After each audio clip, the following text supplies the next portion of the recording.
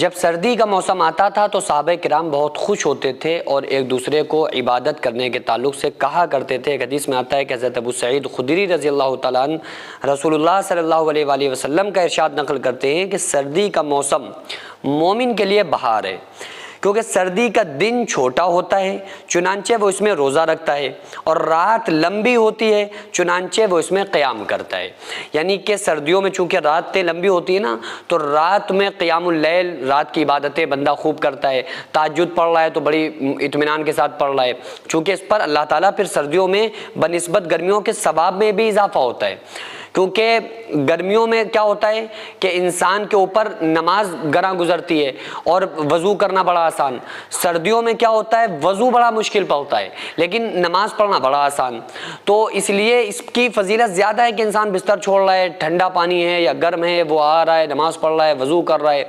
تو اس کے اوپر شاق گزرتا ہے اپنے بستر کو چھوڑ کے اللہ کے سامنے سردیوں کے رات میں کھڑا ہونا، اور خصوصی طور پہ فجر اور عشاء میں، تو اس لیے اس میں اللہ تبارک و تعالیٰ نے ثواب زیادہ رکھا ہے۔ ایسے ہی حضرت عمر فرماتے ہیں کہ سردی کا موسم عبادت کرنے والوں کے لیے غنیمت کا موسم ہے۔ نیز مشہور تابعی فرماتے ہیں کہ جب سردی کا موسم آتا تو فرماتے تھے کہ اے اہل قرآن، تمہاری نمازوں کے لیے راتیں لمبی ہو گئیں، تمہارے روزے رکھنے کے لیے دن چھوٹے ہو گئے، لہٰذا اسے غنیمت جانو۔ تو اس لیے اللہ تبارک و تعالیٰ نے قرآن کریم میں بھی بیان فرمایا ہے کہ ان فی خلق السماوات والارض واختلاف اللیل والنہار، تو جو موسم دن رات بدل رہے ہیں تو یہ اس میں اللہ تبارک و تعالیٰ فرما رہا ہے کہ قدرت کی اس میں بڑی نشانیاں ہیں۔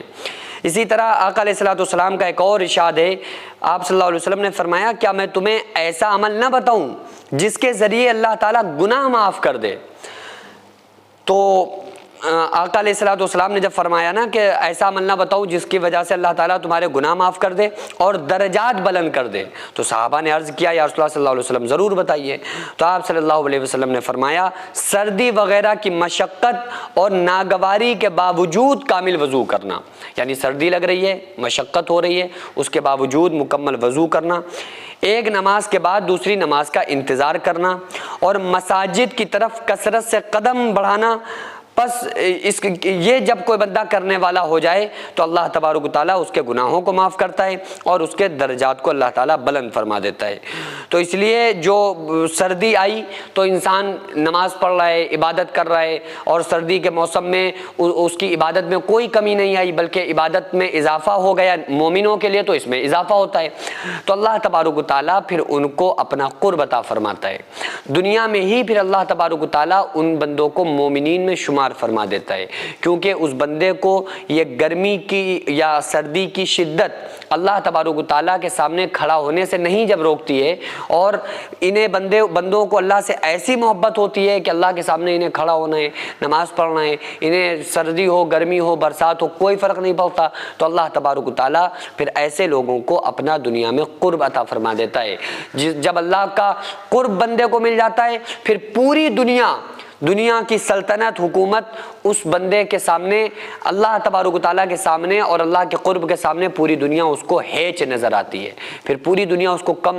نظر آتی ہے اللہ تبارک و تعالیٰ کا جب بندے کو قرب مل جاتا ہے۔ سینکڑوں ایسے غریب پریوار جو فاقہ کر کے زندگی گزار رہے ہیں، اور بہت سے ایسے مجبور لوگ جو غربت کی وجہ سے بیماریوں سے جوجھ رہے ہیں اور ان کے پاس علاج کرانے کے لیے بھی پیسے نہیں ہیں، تو ان غریب فیملیز کو ہر مہینے ہماری سوسائٹی راشن دیتی ہے اور ان غریبوں کا فری میں علاج کراتی ہے، تو آپ لوگ ہمارے ساتھ مل کر ان بیوہ عورتوں اور یتیم بچوں کا سہارا ضرور بنیں اور ان کے راشن اور دوا علاج کے لیے زیادہ سے زیادہ تعاون کریں، اور یہ ارادہ کریں کہ غریب کے بچوں کو انشاءاللہ بھوکا نہیں سونے دیں گے، اور ہر ہفتے ہر مہینے آپ لوگوں سے جو بھی ہو سکے آپ تعاون ضرور کریں۔ ان کو 10 سال سے جو لوگ بستر پر پڑے ہوئے ہیں انشاءاللہ تعالی ہم سب مل کر ان غریبوں کا علاج بھی کرائیں گے، اور ہر مہینے انشاءاللہ تعالی ان غریبوں کو ہم راشن پہنچائیں گے۔ یہ سوسائٹی کا اکاؤنٹ نمبر ہے اور یہ اسکینر ہے، آپ لوگ اس اکاؤنٹ پر یا اس اسکینر کے ذریعے آپ غریب فیملیز کی ہیلپ کر سکتے ہیں۔